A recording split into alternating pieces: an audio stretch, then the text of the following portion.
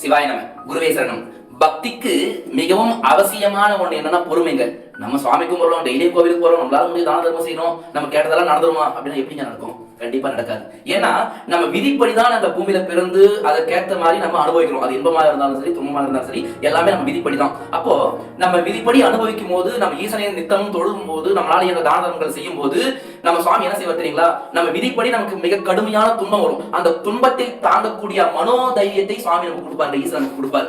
அது மட்டும் இல்லாம அந்த துன்பத்தை தாங்கக்கூடிய வலிமையை கொடுத்து அந்த துன்பத்துல இருந்து நம்ம கைப்பிடிச்சு சுவாமி வழி நடத்துவாங்க. இன்னொரு விஷயம் என்னன்னா, அந்த துன்பத்தின் காரணமாக நம்முடைய உயிர் பிரியிற சூழ்நிலை வரலாம். அது விதிப்படி நம்முடைய உயிர் இதோட முடிஞ்சிற சூழ்நிலை வரலாம். ஆனால் நமக்கு ஒரு சில கடமைகள் இருக்கும்.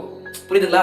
இப்போ கணவனா இருந்தா மனைவியை பார்த்து தன்னுடைய பிள்ளைக்கு செய்ய வேண்டிய கடமையை செய்யக்கூடியதா இருக்கும். மனைவியா இருந்தா அதே மாதிரி தான் தன்னுடைய கணவனுக்கும் தன்னுடைய பிள்ளைகளுக்கும் செய்ய வேண்டிய கடமைகள் இருக்கும். ஆனா விதிப்படி தன்னுடைய உயிர் பிரிய வேண்டிய சூழ்நிலை இருக்கலாம். நாம் நித்தமும் ஈசனை தொழுது கொண்டு இருக்கிறோம். அந்த நேரத்தில் சுவாமி என்ன சொல்ற செய்வாரு? தன்னுடைய விதியை சுவாமி ஈசன் மாற்றி அமைப்பார். ஏன்னா விதியை மாற்றக்கூடியவர் யாருன்னா சிவபெருமான் மட்டுமே.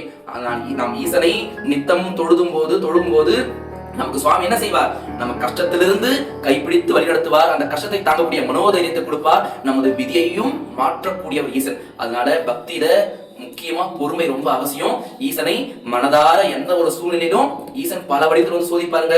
யார் வந்து ஈசன் சோதிப்பார். ஆனா இவ்வளவு நாள் வணங்கிட்டு இருங்க, உனக்கு என்னங்க கொடுத்தார் கடவுள் அப்படியெல்லாம் கேட்க வைப்பார். இதெல்லாம் ஈசனையே கேட்க வைப்பார். அந்த நேரத்துல கூட என் அப்பன் ஈசன் இருக்கிறார், என்னை ஒருபோதும் கைவிட மாட்டார் அப்படின்ட்டு நம்ம ஒரு உறுதித்தன்மையோட இருந்தா போதும். ஈசன் நமக்கு செய்ய வேண்டியதை மனிதர்கள் மறந்துடுவாங்க, ஆனா ஈசன் ஒருபோதும் மறக்க மாட்டார். நன்றி மறவா தெய்வம் சிவபெருமான். அதனால நித்தமும் ஈசனை தொழுது தன்னால் என்ற தான தர்மங்கள் செய்து பக்தி செய்து வாழ்வை வளமாக கொண்டாடுவோம். சிவாய நம. திருச்சிற்றம்பலம்.